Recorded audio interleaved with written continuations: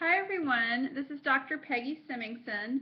This short video shares in simple terms some ways to prepare your 3 to 5-year-old to do literacy practices in school. And so there are some simple things you can do that you're probably already doing that I want to encourage and name. And then I also want to suggest some additional ways that you as a parent or caregiver or aunt, uncle, sister, brother, can help in this child's life. And they're really low-tech ways. So this is a very high-tech world, and this does not involve any gadgets or anything. It involves like pencil, paper, books, and language, and just some simple things that you can do on the go.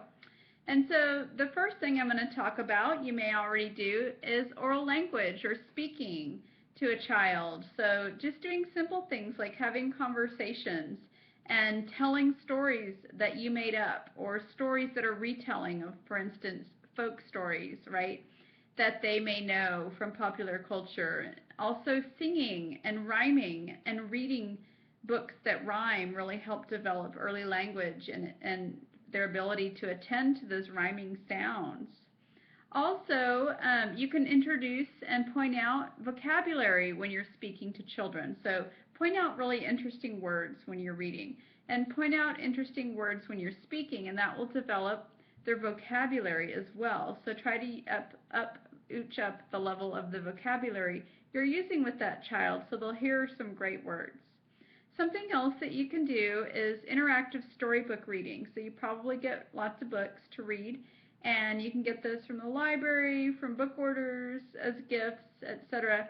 And as you are reading to your child, ask questions, point out interesting words, stop and talk about what's happening in the story, make connections to the story, to other books you've read, or to experiences in their life so far. Also, read with expression. So pretend like you're underlining the words with your voice. So reading with expression is great because then they hear what a fluent reader sounds like.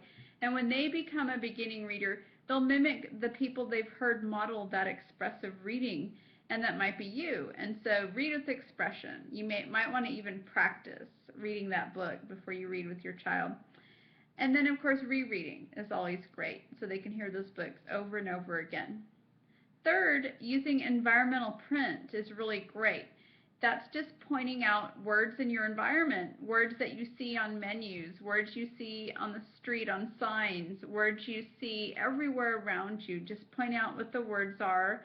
Ask them if they know what they are. You probably do this already, but it's a great way to learn to connect words and language.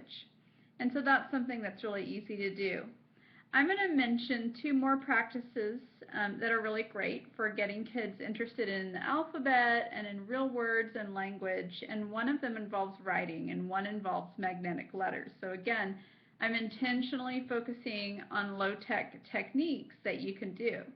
I'll start with magnetic letters. So these are fairly easy to find at any store.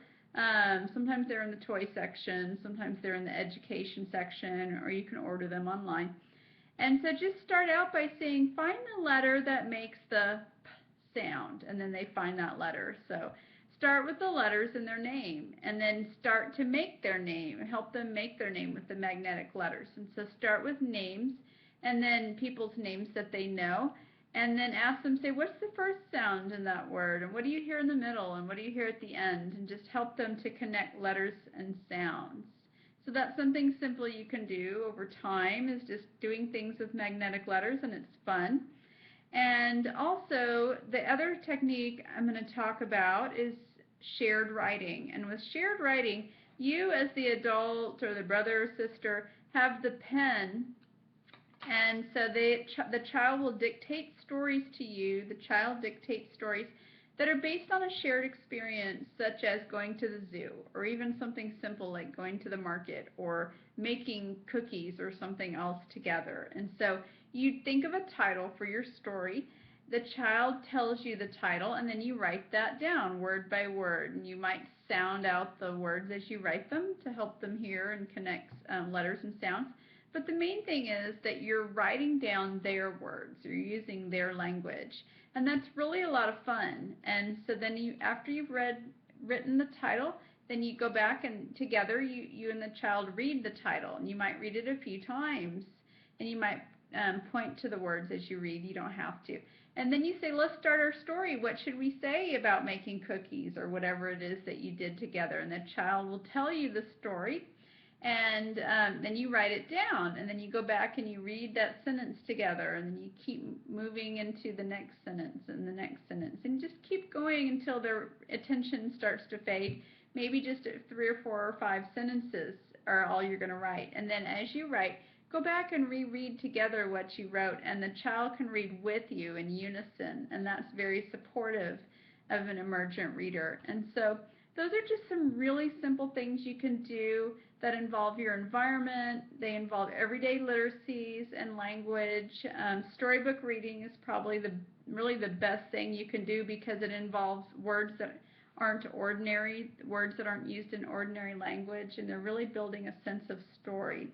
So do read to your child, do work with environmental print, tell them stories, have fun with words and language, and try the shared writing, especially where you're writing stories for them, and keep those somewhere where they can go back and reread them. They're a lot of fun.